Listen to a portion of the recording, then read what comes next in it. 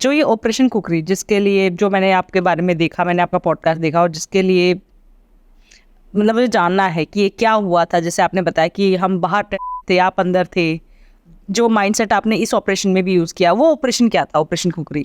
Operation कुकरी काफ़ी लंबी कहानी है, लेकिन अगर मैं शॉर्ट में बोलूँगा कि शांति सेना में हम सिरा लियोन वेस्ट अफ्रीका में गए थे, और वहाँ पे जाने के बाद हालात बिगड़ जाते हैं, हालात ख़राब हो जाते हैं किसी वजह से। एक इंसिडेंट किसी एरिया में होता है और जितने भी पीस कीपर्स थे सिरा लियोन में, उन सबको घेर लिया जाता है। आप सबको घेरा डाल देते हैं, हमारी भी कंपनी को घेर लेते हैं।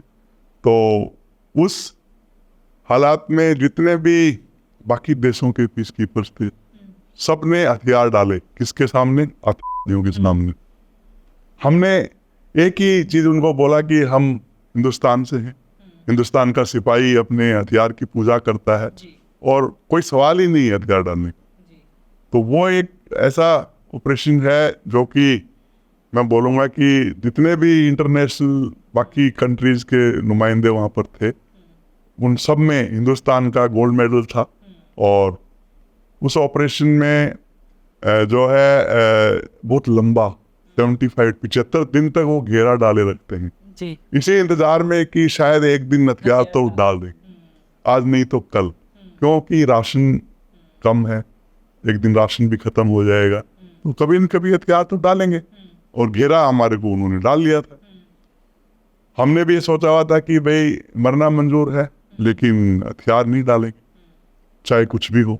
एक भावना जो हर सिपाही की यही थी कि भी वापस तो जाना है, पर इज्जत से जाना है, रिस्पेक्ट से जाना है। उसी दौरान जो है मैंने भी काफ़ी फ्लैग मीटिंग्स आतंकवादियों के कमांडर से की है, उसको समझाने की कोशिश की है कि भाई हिंदुस्तान का सिपाही हथियार नहीं डाले, आप बाकी सब कुछ रख लो, तंबू राशन सब हम छोड़ देंगे, हमें सिर्फ हमारे हथियार के साथ वापस जाने दो, हम चले जाएंगे। वो नहीं समझ रहा था इस बात। तो 75 दिन के इस माहौल में काफ़ी कुछ, हर दिन कुछ न कुछ होता था। वो एक बुक है ऑपरेशन कुकरी, उसमें मैंने और मेरी बेटी ने लिखा है उसके बारे में। तो काफ़ी इंसिडेंट्स जो कि रूटीन में रोज़मर्रा में हो रहे थे, वो काफ़ी। सबसे ज़्यादा टफ क्या था इन 75 डेज में? आपने सबसे ज़्यादा मतलब टफ सिचुएशन क्या थी आपके लिए, जिसको लग रहा था कि आपको दुख, आपको मतलब कह सकते हैं कि 1 मिनट के लिए आपको लगा हो कि करूं कि ना करूं?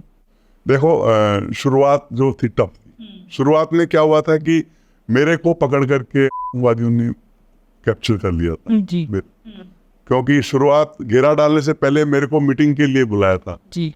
और उसी मीटिंग में मेरे को पकड़ लिया था। जी। मेरे को कैप्चर करके वो अपने हेडक्वार्टर में लेके गए हैं, जहाँ मैं 1 हफ्ता उनका कैदी, एक कैदी के तरीके से रहा हूँ। जमीन पे सोना और सब। और आप मिलने गए थे जस्ट? हाँ, और ऊपर वो मेरे सिपाही उनके RUF के हथियार लेके खड़े रहना, तो वो सब देखा है। उस 1 हफ्ते में मतलब आदमी अंदर से टूट जाता है जब वो सोचता है कि यार मैं कंपनी कमांडर हूँ, मेरे को इन्होंने पकड़ लिया है, मेरी कंपनी में क्या हो रहा है मुझे पता नहीं है। तो मेरे पास उस समय 2 ही रास्ते थे कि एक तो मतलब गिव अप कर दूं कि भाई अभी मैं कुछ नहीं कर सकता हूँ।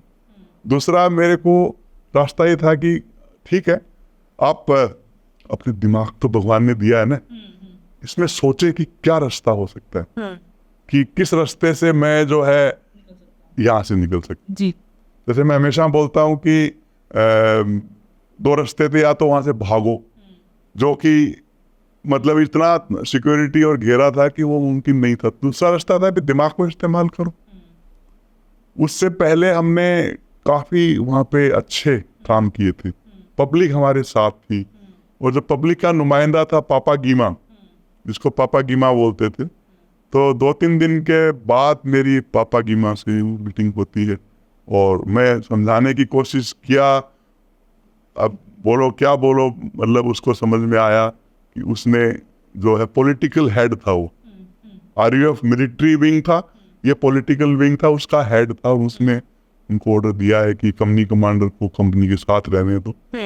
तो एक तरीके से हम जो है वापस कंपनी में आते हैं, और कंपनी में आने के बाद भी मैंने ये हमेशा याद रखा कि अगर मैं अंदर आके बैठ जाऊंगा तो बाहर क्या हो रहा है मुझे नहीं मालूम चलेगा। जी जी।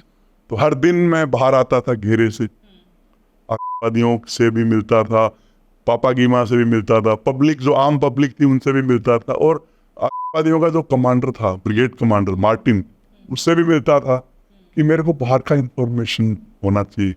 जैसे मैं आपको थोड़ी देर पहले बोल रहा था ना कि इंफॉर्मेशन इंटेलिजेंस बहुत ज़रूरी है, तो वो एक रूटीन बन गया था कि मैंने जो है 2 हैट पहने हुए थे, एक सिपाही का, क्योंकि अटैक आएगा तो रात को आएगा, रात भर हम ड्यूटी पे रहते थे, दिन में मैं बाहर निकल करके डिप्लोमेसी मतलब कि बातचीत का तरीका।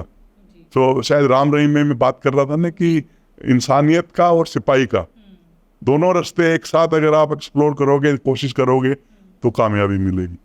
तो मैंने यही रखा कि भाई पहले डिप्लोमेसी, बातचीत के जरिए कोई ऐसा रास्ता निकालें कि शायद आपको ऑपरेशन करने की जरूरत नहीं पड़े। वो 75 दिन बहुत लंबा होता, बिल्कुल। तो हमने कोशिश किया कि रास्ता शांति सेना में आए तो शांति से कोई रास्ता निकले। उनको समझ में नहीं आ रहा था, उनको लग रहा था कि शायद हार थक के एक दिन ये हथियार डालेंगे जी। सिर्फ टाइम का इंतजार कर रहे थे। आखिरी में जब राशन खत्म हो जाता है, आखिरी में खाने को कुछ भी नहीं है, तो सबको इकट्ठा करके की बात करते हैं कि भाई भूख से नहीं मरेंगे, मरना है तो लड़के मरेंगे, मैदान जंग में मरेंगे, क्योंकि एक सिपाही जो है वो उसने वर्दी पहना है, तो फिर इससे बढ़िया मौत मैदान जंग में अगर मिले तो बढ़िया है जी। से ऊपर कुछ नहीं है। तो हम उस हालात में ऑपरेशन खुखरी में उसी घेरे को तोड़ करके फाइटिंग ब्रेकआउट के जरिए, उधर से दूसरा फोर्स लिंकअप फोर्स आता है, पर घेरा तोड़ के हम निकलते हैं और लिंकअप फोर्स के साथ लिंकअप करके वापस हिंदुस्तान में इज्जत के साथ में, अपने हथियार के साथ में और अपने गुरूर के साथ में वापस आते हैं।